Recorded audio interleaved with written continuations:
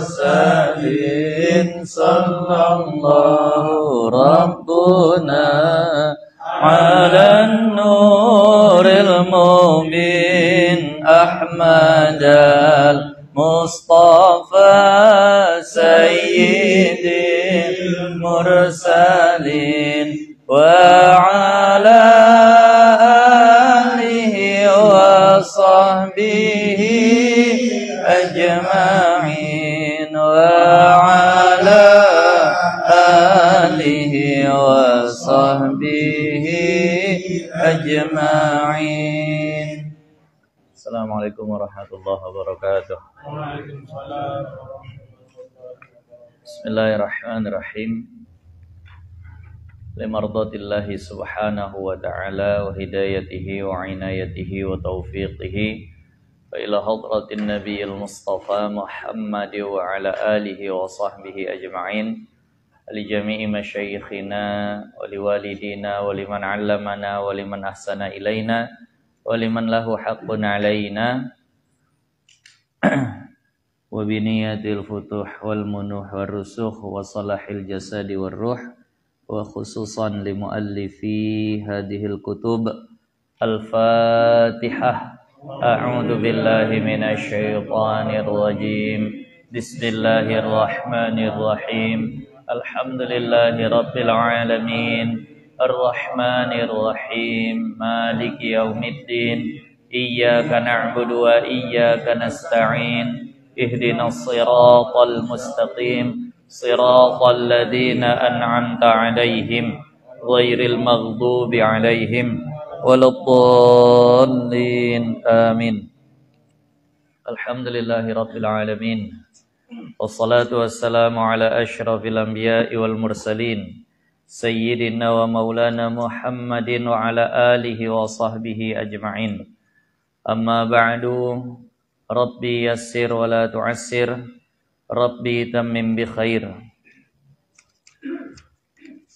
Subhanaka la ilma lana illa ma 'allamtana innaka antal alimul hakim.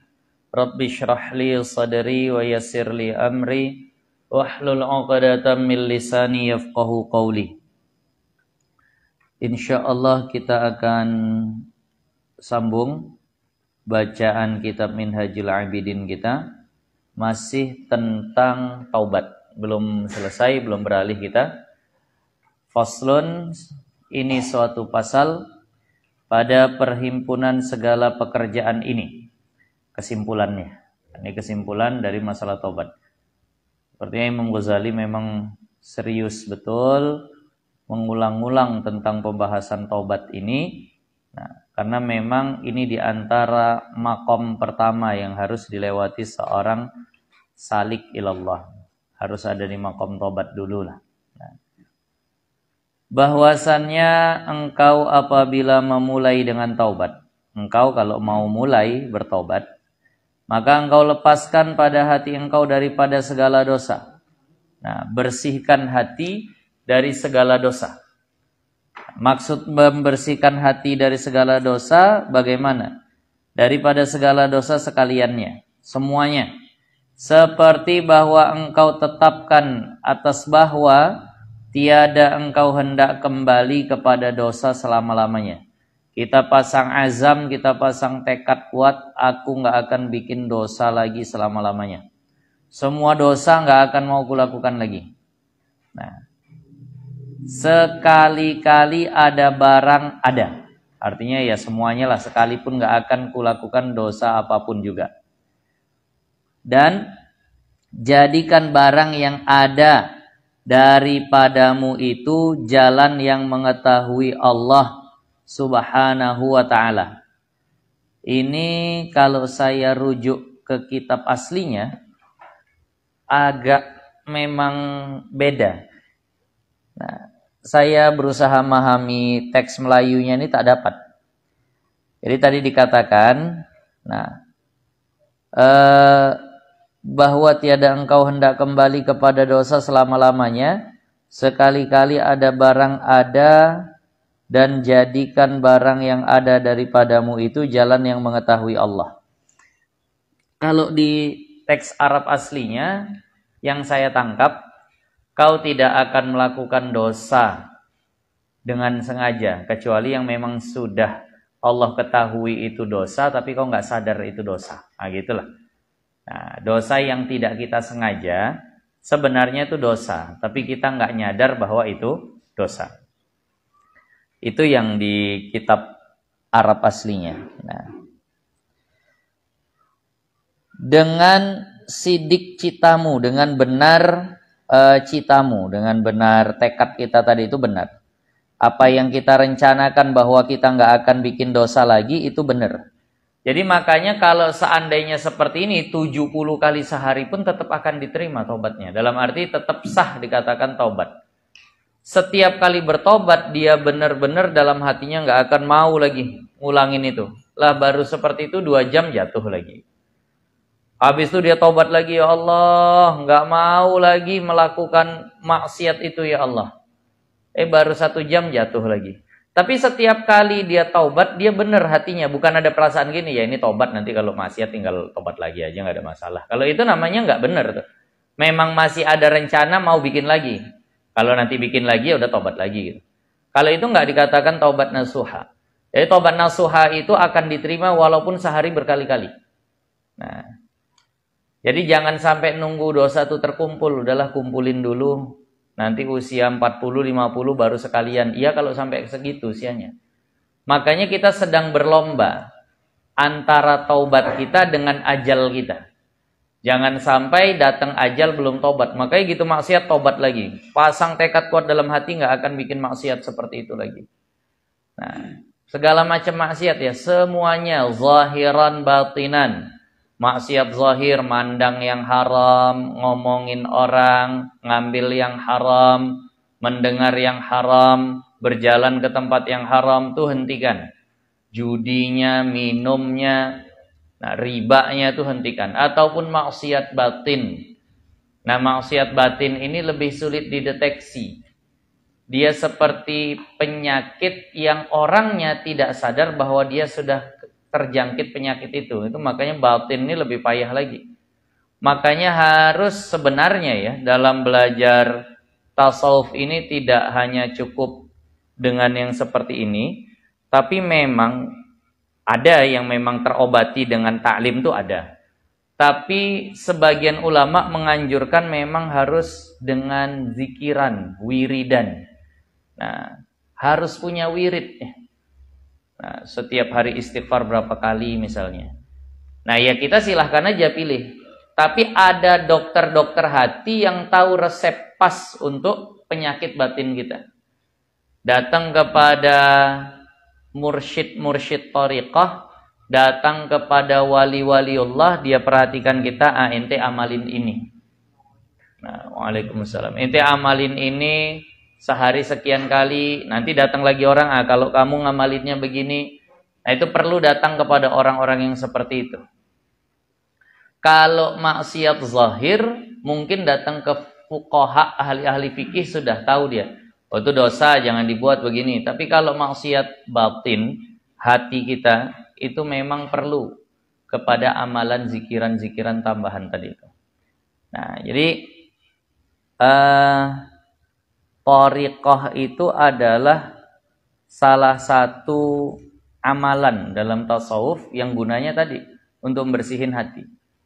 Nah, jadi walaupun sebenarnya thariqah itu nggak mesti yang kita lihat ya, sebagaimana thariqah Naksabandiyah, Syadziliyah, Satariyah, Qadariyah, nah segala macamnya itu. Saya pernah datang ke seorang ahli thariqah. Kemudian saya bilang, saya ngamalin ini, saya ambil zikiran yang diajarkan kepada kami dari Syekh Nuruddin. Nah, kami pagi baca manzil, saat terusnya hizib bahar, siangnya baca ini, itu segala macam. Maka beliau katakan, ya itu thariqah, kata beliau. Cuma beliau nggak sebut namanya, gitu. Yaitu thariqah. Jadi thariqah itu bukan hanya Naksabandi, Syadzili, Satari, Qadari atau yang lain-lainnya. Nah, Samani, ada thariqat Samaniyah. Nah, itu yang seperti itu memang yang bernama, tapi yang dibuat oleh Guru kami ahli thariqah tadi katakan ya itu udah thariqah dan gurumu itu adalah seorang mursyid. Nah, jadi sudah ikuti saja itu. Nah, jadi maka yang seperti ini perlu untuk membersihkan hati kita. Paling tidak yang sudah memang langsung dikasih oleh baginda Nabi amalan zikir setelah sholat, yaitu untuk sementara kita bisa amalin semua. Istighfar 3 kali, la ilaha illallah wahdahu la syarikalah, lahul mulku wa lahul hamdu yuhyi wa yumitu wa huwa ala kulli syai'in qadir. Kemudian baca ayat kursinya, kemudian baca dengan Allahumma a'inni ala dzikrika wa syukrika wa husni ibadatik, tasbih 33 kali, tahmid 33 kali. Nah, itu siapapun boleh. Perlu pakai ijazah enggak? Enggak diijazahkan pun silahkan amalin, karena udah dari Nabi itu. Nah, jadi silahkan yang seperti itu diamalkan, bantu-bantu untuk membersihin hati kita. Bantu-bantu untuk menghidupkan hati kita. Nah, itu juga harus ditobatkan ya. Dengki itu harus ditobatkan. Riya itu juga harus ditobatkan. Nah, pelan-pelan lah. Itu payah betul tuh.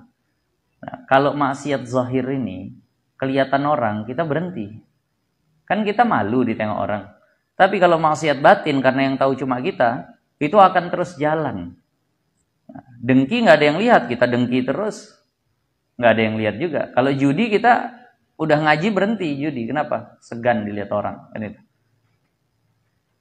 Maka oleh karena itu ini harus betul-betul diusahakan untuk sama-sama kita terapkan. Jadi di dalam kitab Allah Mau'izatul Mu'minin itu udah ada terjemahannya.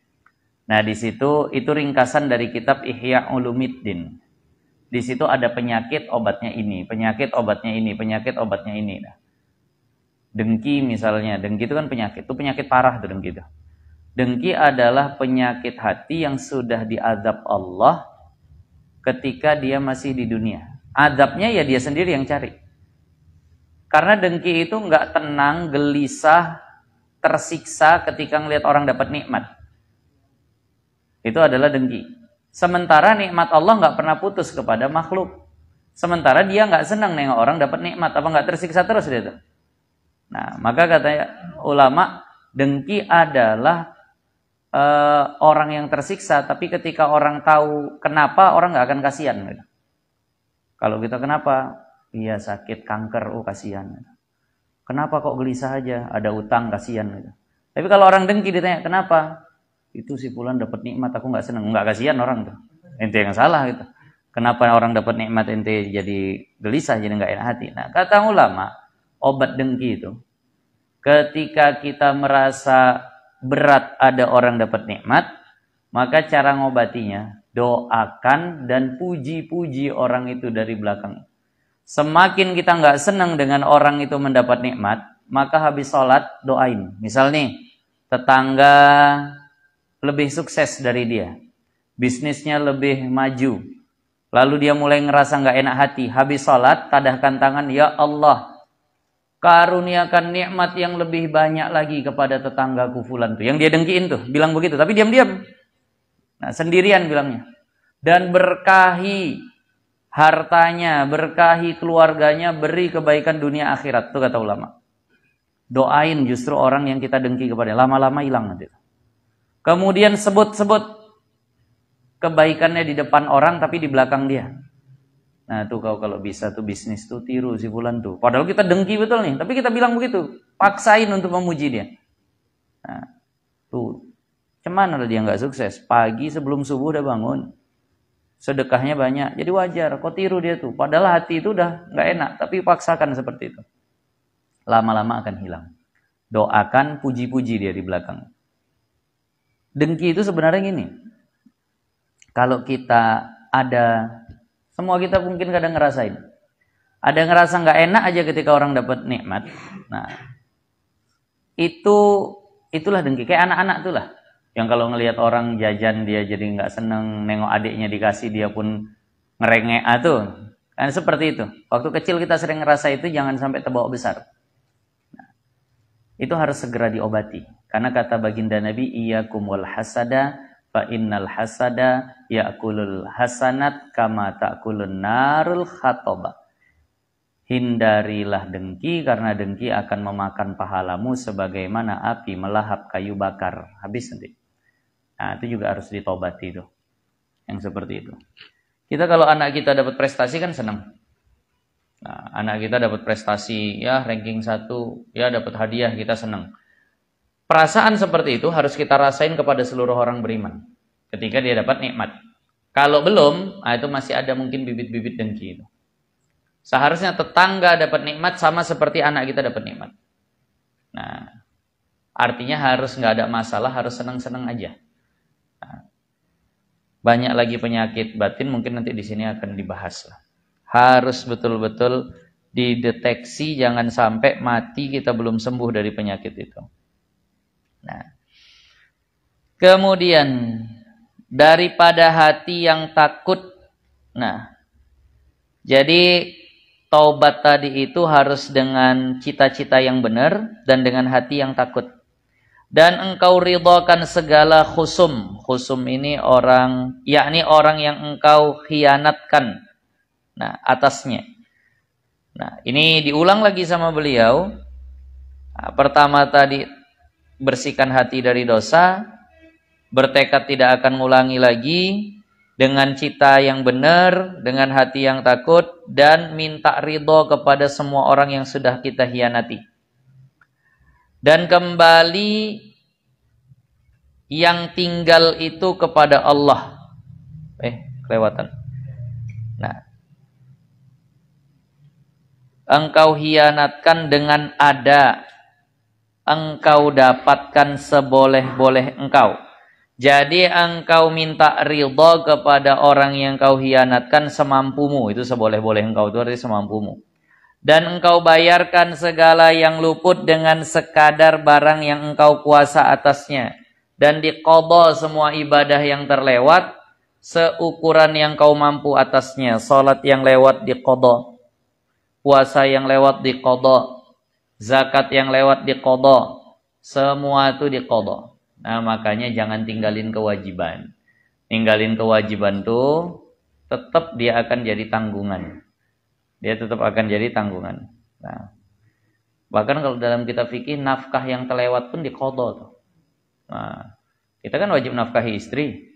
Ketika kita nggak nafkahi istri, wajib diqadha tuh. Nah, kalau seandainya begitu, misal per hari sekian, istri akhirnya nggak dinafkahi, dia pakai duitnya sendiri gitu. Itu sebenarnya istri berhak meminta. Nah, tapi nggak usah gara-gara ini Bu tagihin semua Bu. Nah, dihitungin berapa hari nggak ngasih gitu. Kenapa? Karena itu kewajiban. Nah, kalau dalam kajian fikih munakahatnya begitu ya. Ketika suami tidak mampu memberi nafkah, istri boleh pilih beberapa hal. Yang pertama langsung minta fasakh ketika dia nggak sabar. Nah, tapi itu bukan yang terbaik. Sabar itu yang terbaik. Lalu dia nafkahi dirinya sendiri dengan hartanya sendiri. Ketika nanti suaminya sudah sanggup, dia berhak untuk minta bayar. Bang, semalam tuh ada sebulan abang gak ngasih. Nah, ini abang udah punya duit, tak ada niat abang mengqadha tuh. Sebenarnya begitu hukumnya. Kalau suami yang paham sebenarnya beginilah. Suami yang paham tak diminta pun dah dia hitung, dia kasih. Mohon maaf, ada banyak hukum pernikahan yang terkadang tidak difahami sehingga saling tuntut-menuntut satu sama lain. Kalau sama-sama paham sebenarnya enak. Nah, kalau sama-sama paham sebenarnya enak. Kadang suami kan bilang, wah istri itu harus taat begini segala macam. Padahal apakah si suaminya sudah menjalankan semua kewajibannya atau belum? Kadang banyak juga suami yang tidak paham bahwa ini tidak wajib dilakukan istri, tapi istri udah buat. Artinya dia sudah buat yang lebih. Nah, maka suami pun harus bertoleransi yang lebih. Nah, itu harus dipahami. Nah, jadi yang sudah terlewat diqadha. Baik kewajiban kepada Allah ataupun kewajiban kepada manusia. Nah, tapi yang jelas rumah tangga itu jangan kaku. Kalau semuanya dihitung-hitung seperti itu bukan rumah tangga. Rumah makan tuh yang semuanya dihitung gitu. Satu bergedel pun diambil dihitung, segala macam. Rumah tangga tuh harus saling pengertian. Nah, kemudian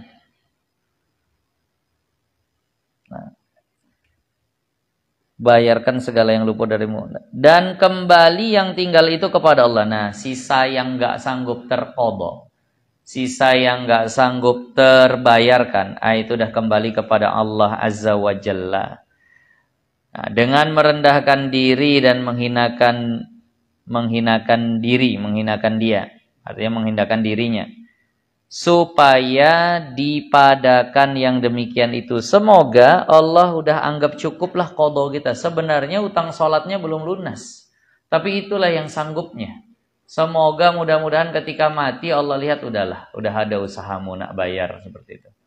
Nah, Allah itu maha pengasih, maha pengampun, maha pemurah. Kita saja orang, kita saja manusia, ketika ada orang berhutang kepada kita, lalu sudah berusaha semampunya, sudah berusaha sebisanya, nah, lalu kita tengok kesungguhan niatnya untuk bayar hutang, dapatnya lah, terbayarnya lah separuh misalnya.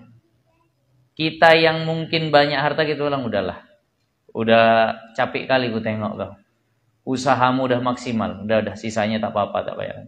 Mungkin nggak manusia seperti itu? Mungkin. Apalagi Allah Subhanahu wa ta'ala. Jadi makanya buat dulu. Tapi kalau kita dilihat males-males, tak ada. Bayar utangmu. Pak kasihan, kasihan kau tak ada kerja, tak ada ini segala macam. Maka tunjukkan dulu kita mau mengqadha. Nah, jangan langsung udah minta ampun saja. Kan ada orang yang begitu. Nah, kalau sholat-sholat yang terlewat lalu gimana? Udah cukup istighfar saja, nggak ada tuh qadha-qadha. Ini yang bahaya nih. Nggak tahu saya, nggak habis pikir. Lama-lama orang-orang yang pemahamannya seperti itu makin ngawur, nyeleneh, nggak jelas. Nah, ini yang baru-baru ini yang sempat viral, ada golongan mereka lah, Salafi Wahabi. Nah, yang membid'ahkan kalau mulai acara pakai baca Fatihah. Ini yang kayak kita buat tadi. Nah, itu udah sesat, masuk neraka. Orang baca Fatihah masuk neraka tuh bingung gitu. Orang baca Fatihah tapi masuk neraka. Jadi saya pernah ada dengar ceramah orang Salafi taubat. Jadi dia ngerasa semenjak dia ikut kajian Salafi Wahabi itu, dulu sebelum dia ikut itu, dia nengok orang itu, ini orang baik mau ngaji, ini orang bagus mau ke masjid, begitu. Tapi setelah dia nengok ikut sama kajian Wahabi Salafi itu, melihat orang ini bid'ah, masuk neraka, ini pelaku musyrik, ini begitu semua. Pokoknya dia ngelihat orang tuh ada saja salahnya. Sampai akhirnya dia bertanya kepada seorang temannya, apakah semua yang nggak pernah dilakukan Nabi itu bid'ah? Iya, kata kawannya. Pokoknya kita ibadah tuh harus ikut Nabi. Jadi dia tanya begini, saya jalan dari rumah, ini saya tengok di YouTube, saya jalan dari rumah menuju masjid.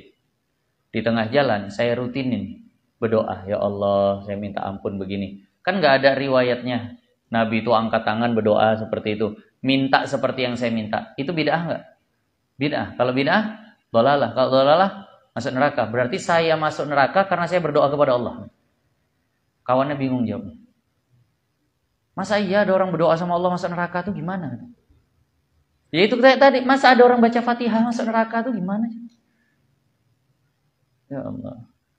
Makin kacau betul lama-lama pemikiran. Yang dibilang tak ada qadha salat, yang udah lewat ya sudah saja. Padahal saya lihat dalam kitab fikih 4 mazhab, tidak ada satu ulama pun katanya yang menyelisihi wajibnya qadha salat yang tertinggal sengaja atau tidak sengaja. Nah, jadi ya anak-anaknya ini betul-betul diantisipasi. Masuk SDIT, SMPIT, bahkan masuk pesantren itu perhatiin. Nah, masuk pesantren itu perhatiin.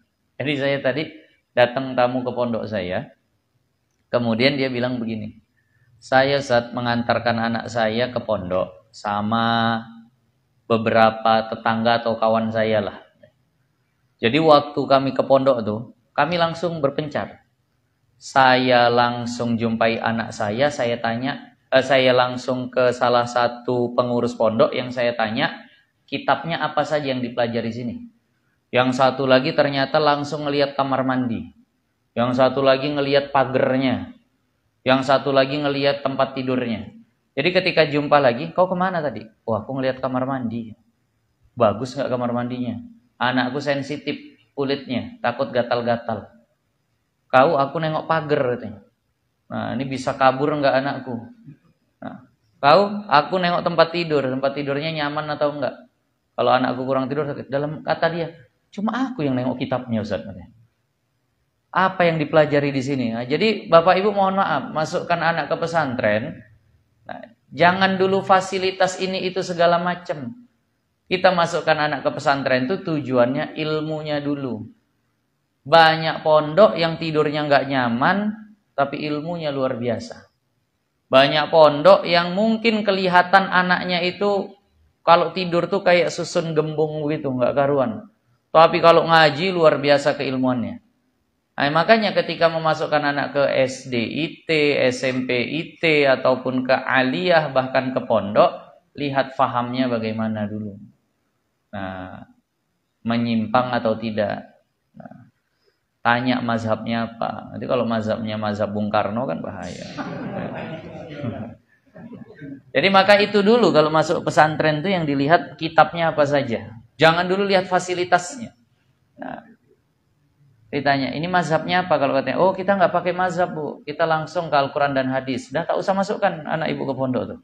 Kalau ada pondok seperti itu, nah di sini mazhab fikihnya apa ya? Oh kita di sini tak pakai mazhab. Kita langsung Al-Quran dan hadis, sebagaimana yang disampaikan Rasulullah. Dah, assalamualaikum, tak jadi anakku masuk sini. Gimana ceritanya nggak pakai mazhab begitu? Emangnya ada Imam Syafi'inya di dalam situ? Emangnya ada mujtahid mutlaknya? Gitu juga SMP IT, dilihat, oh bagus-bagus, jilbabnya besar-besar, itunya bagus, nggak kita salahkan. Tapi gimana fahamnya? Nah, bahkan ada yang cadaran diizinkan, iya, itu tak jadi masalah sama kita. Tapi fahamnya tanya. Nah, di sini ada belajar apa akidahnya, oh ada. Nah, uluhiyah, rububiyah, asma wa sifat. Nah, tapi kalau dibilang, oh ada di sini kita belajar sifat 20, ada. Nah, fikihnya pakai kitab apa, pakai mazhab apa, ditanyain yang seperti itu. Jadi jangan dilihat, wah ini sekolah bagus, bangunannya begini, enggak. Jadi kata sebagian ulama, nah kata sebagian ulama-ulama di Indonesia lah, pesantren itu bukan bangunannya. Pesantren itu adalah guru, kitab, dan muridnya. Jadi itu yang dilihat. Guru, kitab, sama muridnya. Nggak usah lihat bangunannya. Ada bangunannya, nggak ada gurunya, nggak jadi pesantren itu. Nah, ada bangunannya, tapi gurunya sifatnya jadi karyawan, sementara yayasan itu adalah bosnya. Nah, itu nggak jadi juga. Jadi di situ guru memang harus betul dihargai. Berapa banyak pesantren yang hilang keberkahan ketika yayasan merasa bisa mecatin guru segala macam. Ya kok kerja sama aku, kau harus ikut aturanku. Nah, jadi maka sebenarnya dulu beberapa, mungkin udah ada setahun yang lalu, itu saya baca postingan dari guru saya Habib Amri Azmat Khan kepada para orang-orang kaya, katanya, jangan berlomba bikin pesantren. Karena udah begitu banyak, nanti ada duit bikin pesantren, ada duit bikin pesantren. Lalu bingung gurunya mana nih, kan gitu. Dia udah buat, lalu bingung.